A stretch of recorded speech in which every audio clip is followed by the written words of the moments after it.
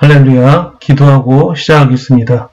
거룩하신 하나님, 오늘도 저희들에게 듣는 마음, 지혜로운 마음을 주셔서 하나님의 말씀을 들을 때 그 말씀을 통하여 저희들이 하나님 주시는 놀라운 선물들을 받아 누릴 수 있게 하여 주시옵소서. 감사하며 예수님의 이름으로 기도드렸습니다. 아멘. 오늘 하나님께서 우리에게 주시는 말씀은 시편 103편 1절에서 7절까지 말씀입니다. 말씀을 영상에 올려드리겠습니다.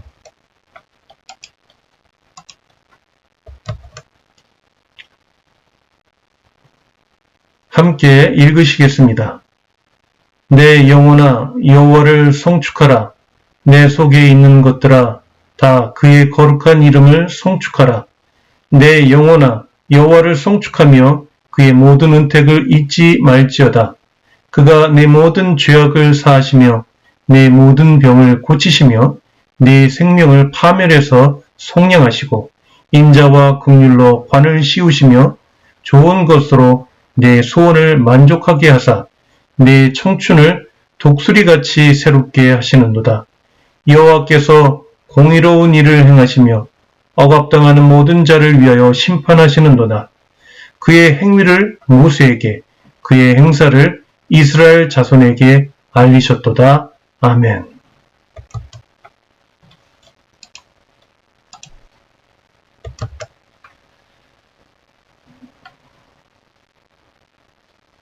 오늘 하나님께서 말씀을 통하여 우리에게 주실 선물은 예배를 통한 하나님의 복에 대한 비밀입니다. 오늘도 하나님께서 우리에게 듣는 마음, 즉 지혜로운 마음을 주셔서 말씀을 통하여 우리들이 주님께서 주시는 귀한 선물을 받으시기를 간절히 소망합니다.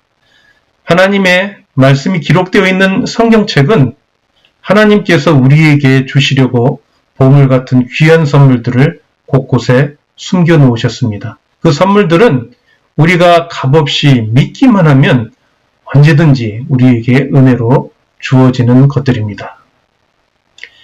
하나님의 마음에 드는 사람은 어떤 사람일까요? 그 중에 한 사람은 성경 속의 다윗 왕이었습니다. 사도행전 13장 22절에서 사도 바울이 기록한 말씀, 패하시고 다윗을 왕으로 세우시고 증언하여 이르시되 내가 이새의 아들 다윗을 만나니 내 마음에 맞는 사람이라 내 뜻을 다 이루리라 하시더니, 이 말씀처럼 다윗 왕은 하나님의 마음에 맞는 사람이었습니다. 즉 그분의 뜻을 다 이루는 사람이었습니다. 하나님은 다윗 왕을 마음에 들어 하셨고 또 다윗 왕은 하나님을 정말로 사랑하였습니다. 그래서 다윗 왕은 늘 하나님께 예배드리기를 기뻐하였습니다. 예배를 통하여 하나님을 찬송하고 하나님께 기도하고 하나님의 말씀을 들었습니다. 위기의 순간에도 주님이 맡기신 일을 할 때에도 바쁠 때에도 언제든지 다윗 왕은 하나님께 예배드리기를 기뻐하였습니다. 하나님도 예배를 통하여 다윗을 만나는 것을 기뻐하셨습니다. 그리고 늘 다윗을 지켜주셨고 그에게 복을 내려주셨습니다.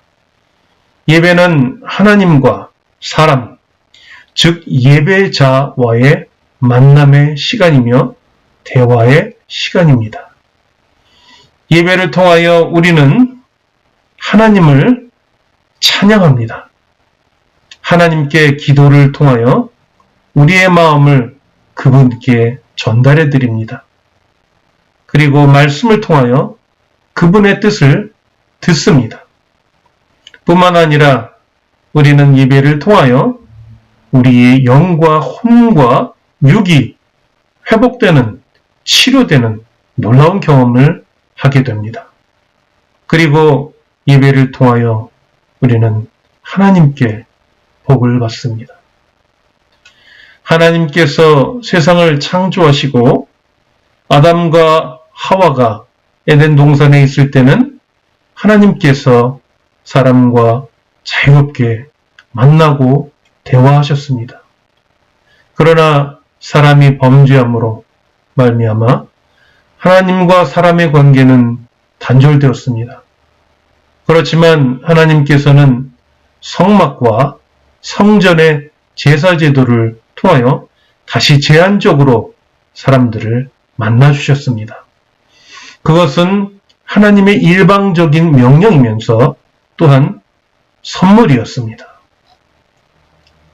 또한 더 나아가서 하나님께서는 예수님을 우리 죄를 대속하는 희생제물로 주시면서 신약 시대부터는 사람들이 언제든 예수 그리스도를 중재자로 하나님께 나아갈 수 있게 되었습니다.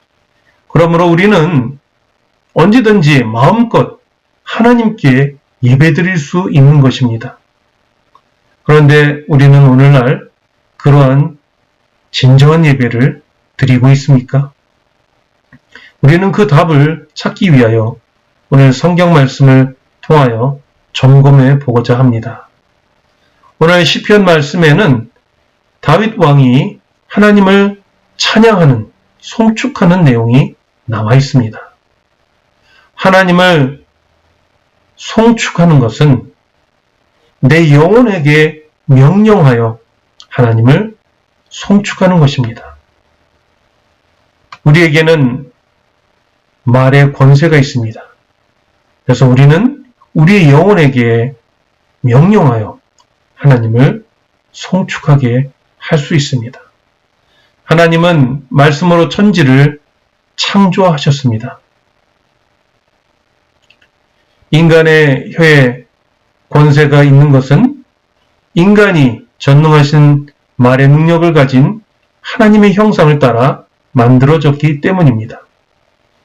입으로만 하는 것이 아니라 내 속에 있는 것들, 곧 모든 사상, 온갖 감정이 작동하는 마음, 다시 말해서 의지, 양심, 이성, 정서 따위로 표현될 수 있는 인간 내부를 구성하고 있는 전인적 실체들로 하나님을 찬양하는 것입니다. 우리의 기도에 응답해 주셔야 할 이유와 내용은 우리는 잘 알고 있습니다. 그러나 우리는 하나님을 송축해야 할 이유와 내용에 대해서는 잘 모를 때가 있습니다. 오늘 시편 기자인 다윗 왕은 하나님을 송축해야 하는 분명한 이유들을 3절에서 7절 말씀을 통하여 우리에게 알려주고 있습니다. 그 이유들은 바로 이것입니다. 3절에서 다윗 왕은 송축해야 할 이유가 바로 우리의 죄를 하나님께서 사하여 주시기 때문이라고 우리에게 기록하고 있습니다. 또한 우리의 병을 고쳐주신다는 것입니다. 4절에서 하나님을 송축하면 우리의 생명을 하나님께서 구해주신다는 것입니다. 또한 하나님께서 우리에게 사랑과 긍휼을 베풀어 주신다는 것입니다.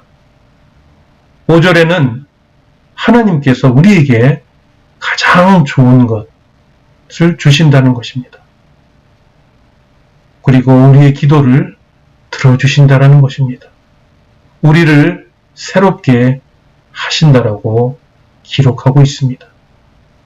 또한 6절에서 다윗 왕은 우리가 하나님을 송축할 때 공의를 행하시며 억압당하는 자들을 위하여 하나님이 심판하신다고 고백하고 있습니다.